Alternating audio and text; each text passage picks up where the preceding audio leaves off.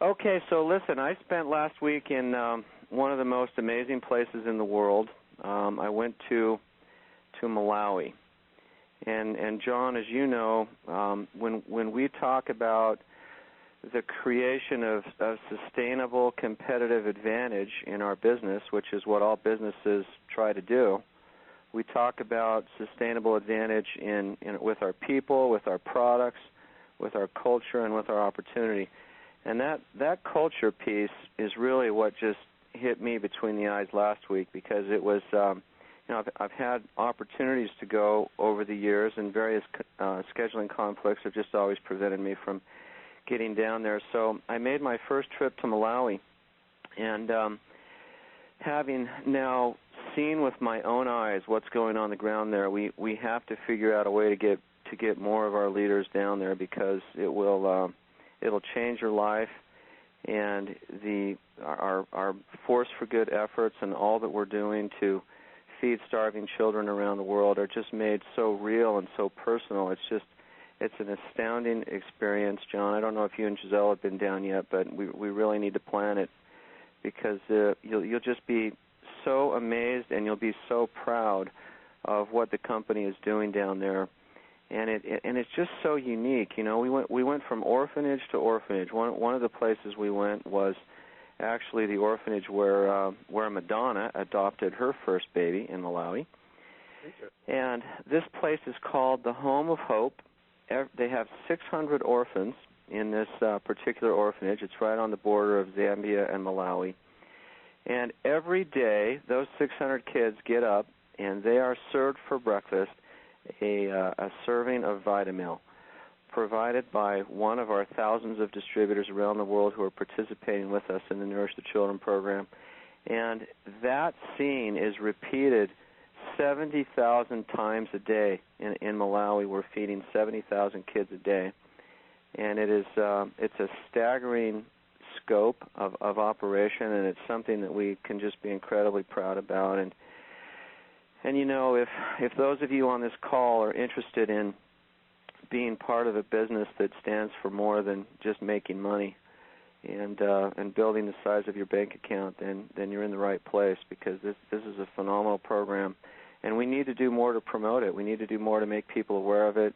We need to do more to get people down there to see it with their own eyes, and I just guarantee you'll come away from this place a different person.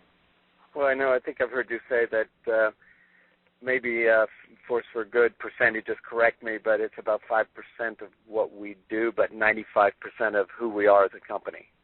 That's exactly right. And actually, I calculated 2 weeks ago that we haven't even hit the 5% mark yet. Nourish the Children is exactly 1.6% of what we do. So we have our work cut out for us to even make it 5%. And for those of you who are participating already in the program, I want you to know that every meal you contribute is literally saving a life in this incredibly beautiful but destitute place. It's a tragic situation down there, happening among the what's called the warm heart of Africa. And you step off the plane and you see the smiles on these people's faces, and it's Africa. To me, it was like Africa the way it was before it was corrupted by greed and poverty and crime and all that's bad about Africa. This place is untouched so far by all of that, but it's fun. I mean, let's get me talking on this, John, and we'll talk for the rest of the night. But I'd just like to share with people, how many meals have been served? I know there's a running ticker that goes on with Nourish the Children to feed these children. What's the total? As of 3 weeks ago, it was 150 million meals, and so I'm guessing that today it's probably about 153 million meals or so.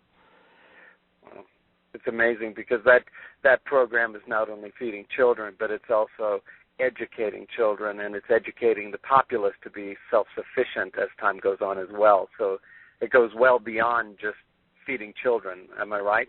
That's exactly right. We feed them mostly in schools and in orphanages. So in order to be fed, for the most part down there, you have to go to a school or to an orphanage to get the food, and that's a good thing.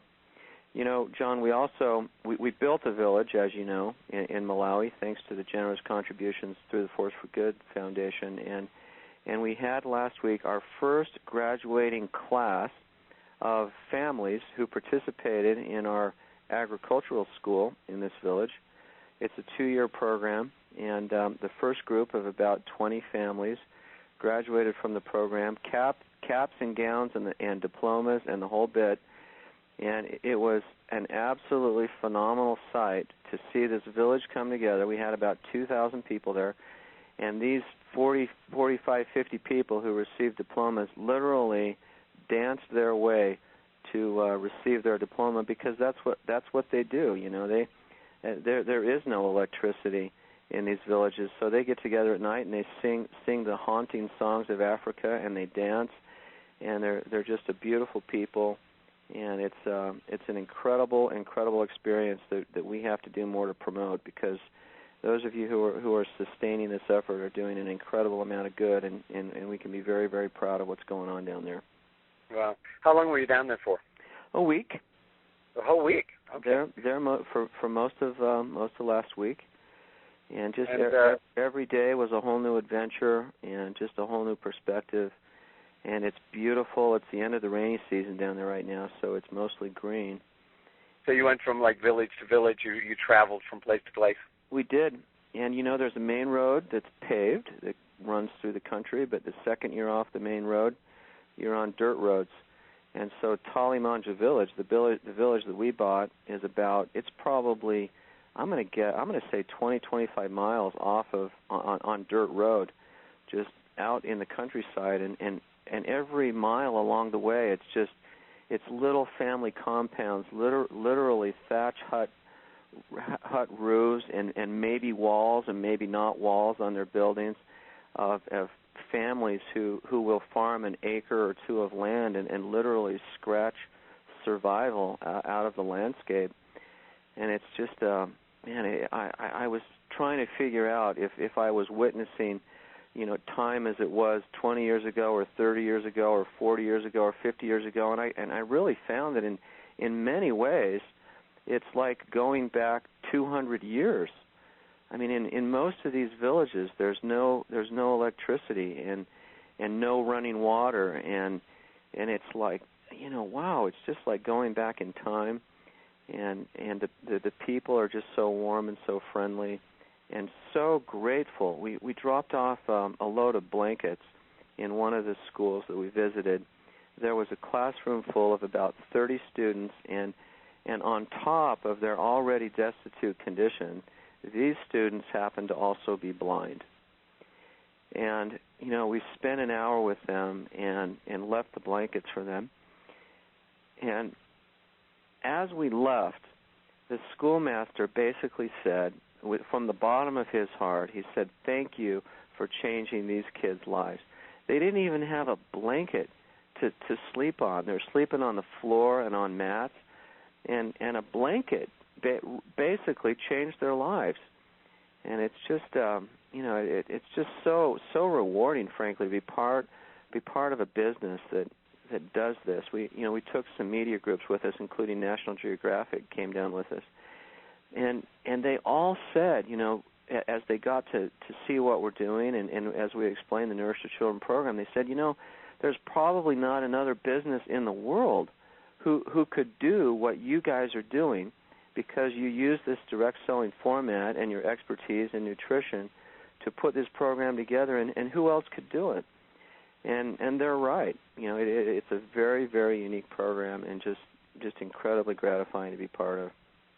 So that's so great to hear. I know it's every single person I meet, they're always looking for a way to contribute to or be of service to somebody else, and they never quite know how to do it. So this is a beautiful way for people to serve meals and save lives. So I'm excited that you went down. I'm looking forward to the pictures. I want to take you with me, buddy.